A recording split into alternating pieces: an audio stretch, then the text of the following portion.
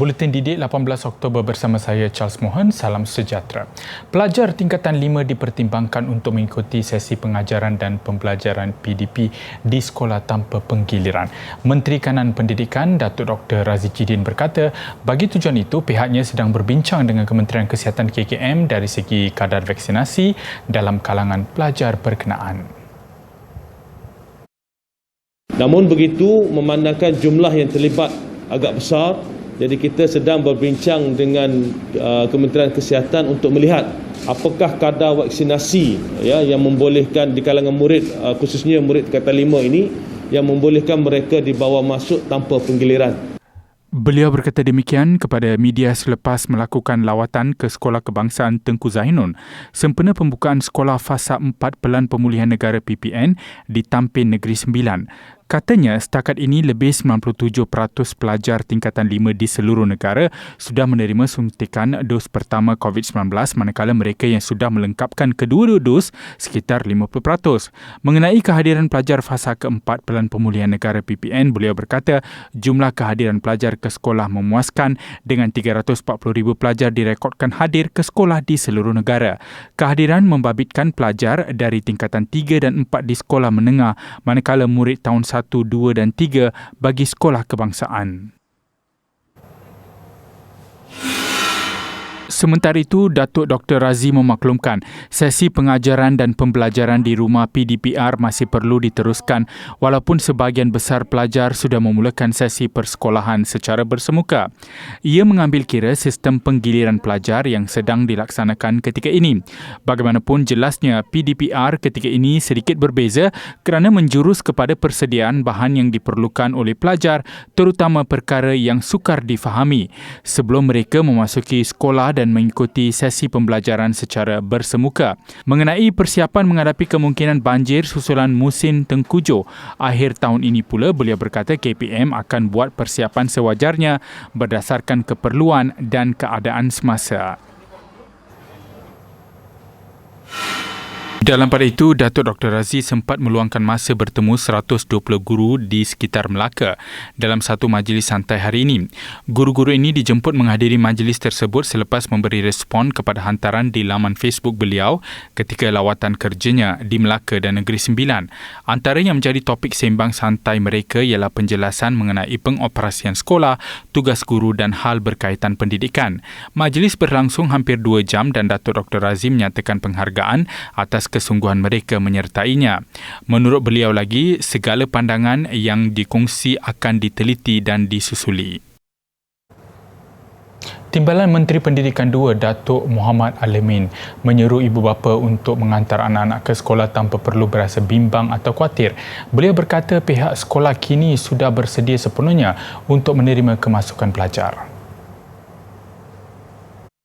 Jadi saya menyuruh kepada ibu bapa tak perlu risau, tak perlu khawatir, bahawa kita telah menyediakan segala macam persiapan kita untuk keselamatan para pelajar kita. Jelas Datuk Mohammad Alamin, KPM akan sentiasa memastikan semua sekolah mematuhi prosedur operasi standard SOP yang ditetapkan sepanjang pengoperasian sekolah. Keselamatan murid sentiasa menjadi keutamaan KPM dalam mencegah penularan jangkitan COVID-19 di kalangan mereka. Sementara itu, beliau berkata kadar vaksinasi pelajar berusia 12 sehingga 17 tahun di tahap memberangsangkan, di mana sebanyak 86.9% remaja sudah menerima sekurang-kurangnya dos pertama vaksinasi sehingga semalam. Jadi maknanya vaksinasi di kalangan para pelajar sangat menggalakkan dan mereka sedar bahawa kepentingan ambil vaksin itu cukup penting untuk mereka hadir ke sekolah. Datuk Mohammad Alamin ditemui media ketika sesi beramah mesra dengan murid prasekolah ketika lawatan kerja ke Sekolah Kebangsaan Seksyen 7 Bangi. Pengoperasian sekolah untuk negeri yang telah memasuki fasa 3 Pelan Pemulihan Negara PPN bermula hari ini. Ia melibatkan murid prasekolah kelas peperiksaan awam di sekolah asrama penuh, sekolah harian dan sekolah swasta. Turut memulakan pembelajaran dalam bilik darjah hari ini pra-Universiti Sekolah Sukan Malaysia dan kelas peperiksaan antarabangsa di negeri Selangor, Melaka, Wilayah Persekutuan Kuala Lumpur dan Putrajaya. Tinjauan kami di Sekolah Menengah Sains Selangor Ceras SMS Selangor hari ini mendapati sesi hari pertama persekolahan berjalan lancar dengan pematuhan ketat prosedur operasi standard SOP.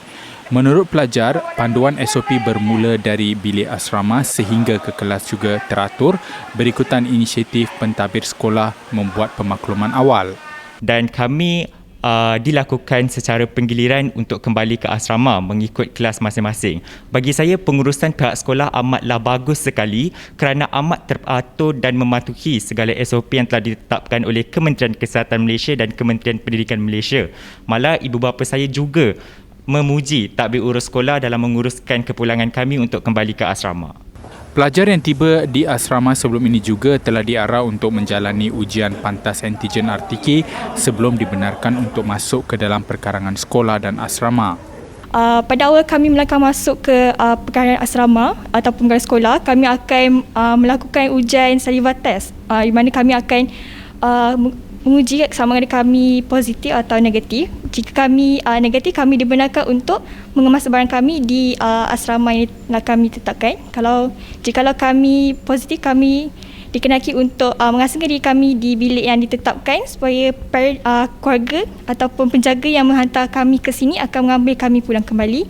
Tambah Afika, ujian terbabit perlu dilakukan 3 kali sehingga hari yang ke-14. Selain itu, kedudukan katil di asrama juga mengikut penjarakan fizikal dan mempunyai aliran udara yang baik. Di asrama kami tetapkan satu dom mengikut katil masing-masing. Kami membuat kerja di katil masing-masing serta menjarakkan sentiasa menjaga penjarakan fizikal. Ketika hendak ke tandas juga kami menggunakan kapasiti maksimum yang ditetapkan. Pergerakan pelajar juga mengikut penanda arah yang telah dilakukan oleh pentadbir sekolah. Selain itu, makanan yang disediakan di Dewan Makan disediakan dalam bungkusan. Langkah itu untuk mencegah jangkitan dan memastikan makanan terbabit selamat daripada sebarang pencemaran. SOP yang ditetapkan oleh Kementerian Pendidikan KPM dan Kementerian Kesihatan KKM ini adalah langkah memastikan keselamatan pelajar di sekolah terjamin, sekaligus menjadikan sekolah sebagai gelembung selamat kepada pelajar, guru dan pentadbir. Di Labuan, proses pembukaan sekolah secara bersemuka berjalan lancar hari ini. Menyaksikan 2 kategori pelajar dibenarkan hadir ke sekolah. Ia membabitkan sekolah rendah murid, tahap 1 dan sekolah menengah melibatkan pelajar kelas peperiksaan awam tingkatan 3 dan 4. Bagi pelajar sekolah menengah di sekolah asrama penuh, mereka hadir tanpa penggiliran, manakala di sekolah harian hadir secara penggiliran.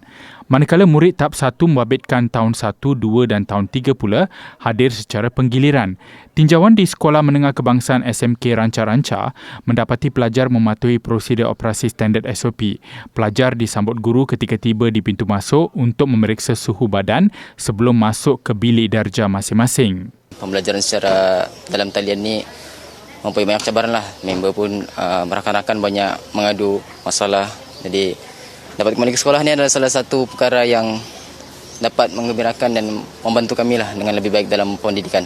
Sebagai ibu bapa, kami sangat gembira lah sebab anak-anak boleh bersemuka, sebab pembelajaran secara bersemuka ni amat berkesan kepada anak-anak kami sebab dapat bertanya terus dengan pihak guru. Teruja sebab saya dapat berjumpa dengan kawan-kawan saya. Lagipun saya rasa belajar di sekolah lebih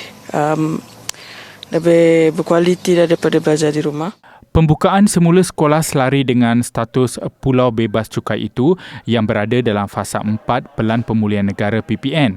Selain Labuan, sekolah awam di Langkawi bagi kategori murid yang sama juga telah memulakan sesi persekolahan secara bersemuka semalam.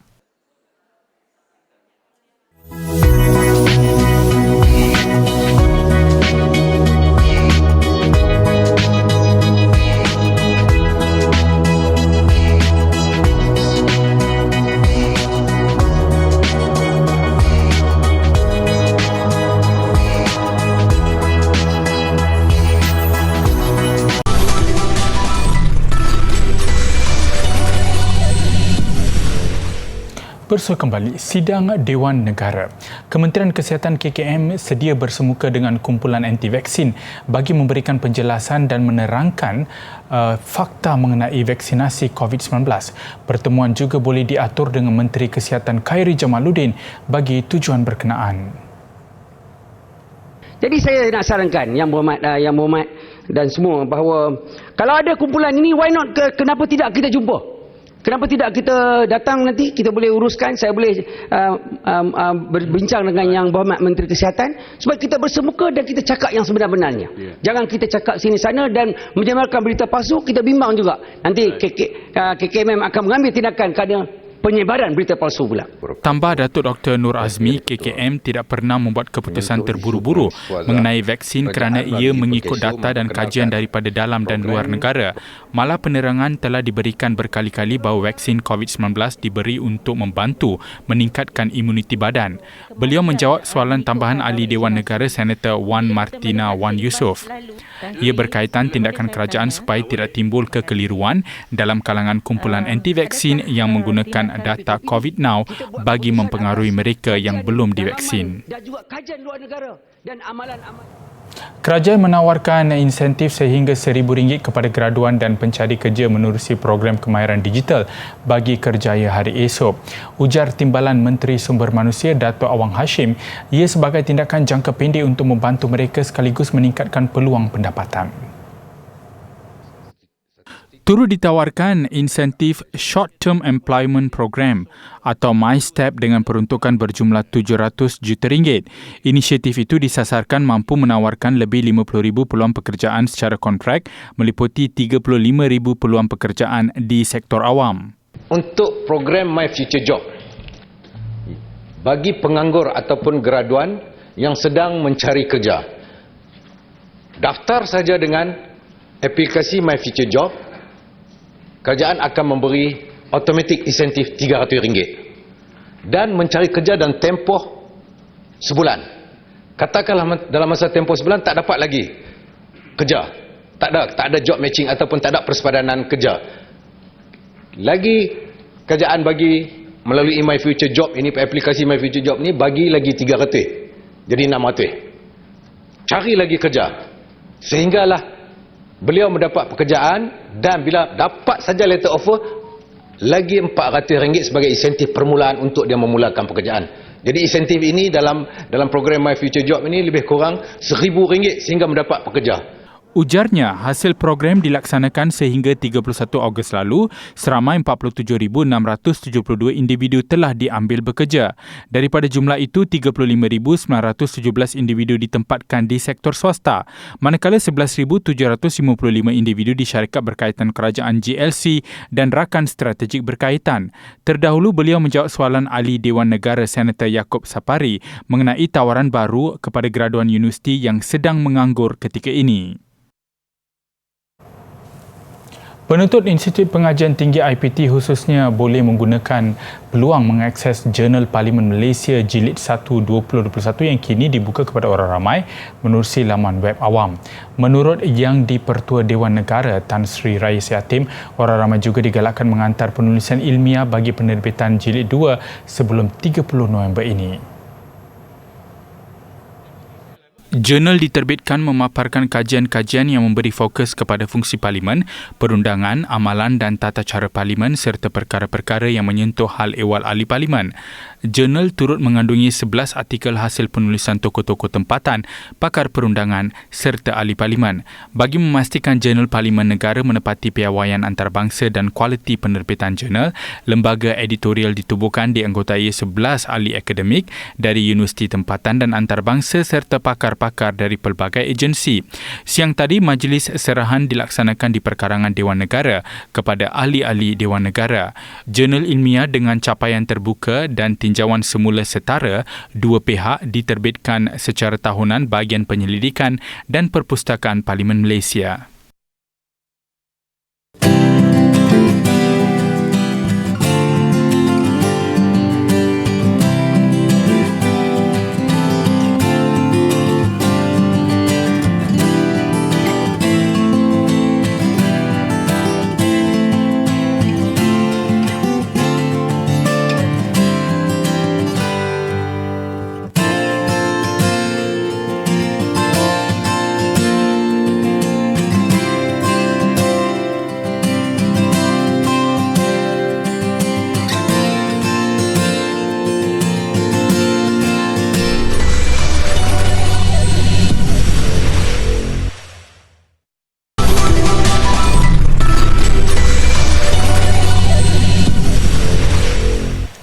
Bersua kembali, dua pelajar College Vocational KV Keningau Sabah, Geneva Iliana Lasius dan Advia binti Ardin meraih tempat pertama di Festival Seni Amerika Syarikat dalam kategori pertunjukan boneka. Festival American Charm itu dijalankan secara dalam talian dan kedua-dua pelajar terbabit berjaya menarik perhatian juri dengan karya berjudul Unga dan Grandma Endang. Geneva dan Advia merupakan pelajar jurusan pendidikan awal kanak-kanak di KV Keningau. Unga dan Grandma Endang adalah cerita adaptasi dari mitos Nenek Endang iaitu semangat penjaga keturunan. Menurut kepercayaan masyarakat tempatan, semangat ini muncul dalam mimpi mereka yang terpilih untuk melaksanakan tanggungjawab sebagai pawang kampung. Ia mengisahkan Unga yang mengalami kesukaran untuk tidur dan telah dilawati oleh Nenek Endang ketika dia bermimpi. Nenek Endang memberi ilham kepada Unga untuk mencari jalan penyelesaian bagi gangguan yang kerap dialaminya pada waktu tidur. Inisiatif Geneva dan Advia wajar dipuji kerana mempraktikkan kemahiran membuat boneka daripada silibus pendidikan awal kanak-kanak yang mereka telah pelajari. Kejayaan ini juga mampu memberi kesedaran kepada orang ramai agar memelihara warisan budaya termasuklah kisah dongeng dan cerita rakyat. Seorang artis di Pakistan memegang amanah untuk menghasilkan salinan Al-Quran dalam saiz yang besar. Syahid Rassam telah menghabiskan masa bertahun-tahun lamanya untuk projek ini bersama sekumpulan pelajar di Yayasan Seni Karachi. Dengan ketinggian 260 cm dan lebar 198 cm, ayat-ayat suci Al-Quran itu ditampilkan pada kanvas dengan huruf-huruf diperbuat daripada aluminium bersalut emas. Mereka perlu menghasilkan 550 muka surat dengan setiap daripadanya mengandungi kira-kira 150 huruf. ये बहुत ही unique combination है कैनवस का और मेटल का। वजह यह है कि मेरे लिए किसी भी पीस ऑफ आर्ट की लाइफ बहुत इम्पॉर्टेंट है और इसकी लाइफ कई हज़ार साल है मेटल की और इस कैनवस की जिस टेक्निक में इसको हमने डेवलप किया है that is called glazing technique. Layers के अंदर एक्रेलिक पेंट के ज़रिए और ग्रेजुअली बहुत थिन लेयर के साथ उसमें डिज़ाइन को, और डिज़ाइन भी हमारा ये अपना है। हमने पहले इस डिज़ाइन को क्रिएट करने से पहले टर्किश, अरबिक, पर्शियन डिज़ाइन को स्टडी किया और फिर हमने अपना एक बहुत ही मुनफरिद सा अपना design create. Syahid bercita-cita untuk menyenaraikan Al-Quran ini sebagai yang terbesar di dunia. Ketika ini, rekod itu dipegang Afghanistan. Sebahagian daripada projek ini akan dipamerkan pada Dubai Expo 2020 bulan depan. Informasi untuk murid sekolah. Murid diwajibkan untuk memakai pelitup muka dan mengamalkan etika batuk dan bersin serta cara mencuci tangan dengan betul. Tanggungjawab ibu bapa. Ibu bapa perlu sentiasa memantau kesihatan anak dan mengambil tindakan sewajarnya sekiranya anak mempunyai gejala COVID-19 atau menjadi kontak kes COVID-19. Saranan kepada warga sekolah. Warga sekolah perlu mematuhi SOP yang telah ditetapkan. Patuh SOP.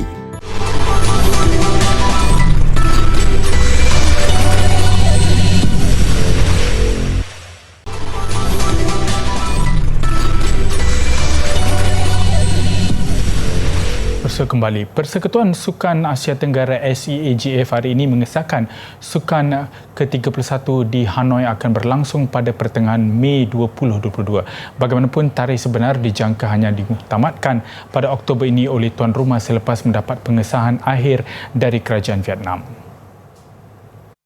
Dan hari ini kita dah dapat satu penjelasan dan kita berharap bahawa dengan adanya kepastian ini, atlet-atlet kita tidak lagi dan pegawai-pegawai kita tidak lagi berada dalam keadaan yang tidak menentu. Presiden Majlis Olimpik Malaysia Tan Sri Muhammad Nurza Zakaria juga menyedari persiapan menghadapi Sukan SEA kali ini memang mencabar dengan pelbagai kejohanan antarabangsa yang berlangsung. Mesyuarat secara maya SEAGF siang tadi juga memutuskan Kemboja bakal menjadi tuan rumah Sukan SEA ke-32. Ia dijadual berlangsung pada 5 sehingga 16 Mei 2023. Kita beralih ke badminton. Piala Thomas kali terakhir bergelar juara pada tahun 2002. Indonesia akhirnya menamatkan kemarau 19 tahun apabila merangkul trofi berprestij itu menewaskan China 3-0.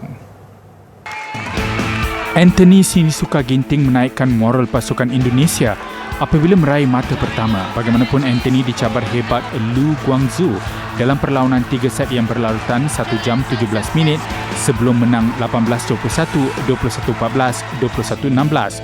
Percaturan Indonesia tidak menurunkan bergu nombor 1 dunia Marcos Fernaldi Gideon dan Kevin Sanjaya Sukamuljo ternyata berhasil.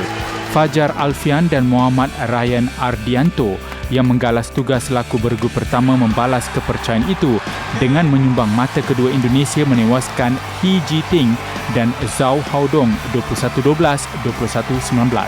Indonesia meraih mata kemenangan menerusi persorangan kedua Jonathan Christie. Jonathan diberi tentangan hebat oleh Li Shifeng sebelum mengesahkan kejuaraan Indonesia dengan keputusan 21-14, 18-21, 21-14. Kali terakhir Indonesia bergelar juara pada tahun 2002 menewaskan Malaysia 3-2 di Guangzhou, China. Juga kejuaraan kali ke-14 sejak kejohanan bermula pada tahun 1949.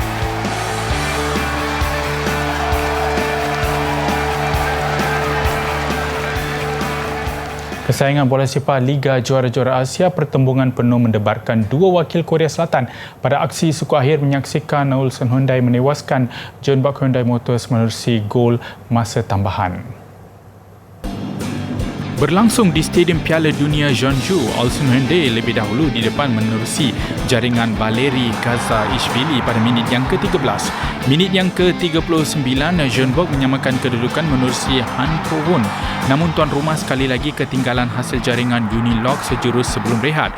Permainan tambah rancak apabila Jeonbuk mengikat lagi kedudukan 2-sama 3 minit selepas rehat hasil jaringan Takahiro Kunimoto.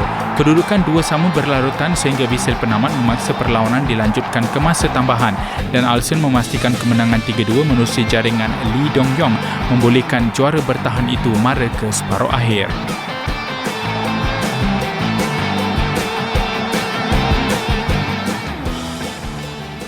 Usaha seorang jururawat di Brighton, England mengitar semula sampai yang dikutip sememangnya mengakhiri paparan buletin didik hari ini. Saya Charles Mohan, salam hormat, salam ceria dan kita jumpa lagi.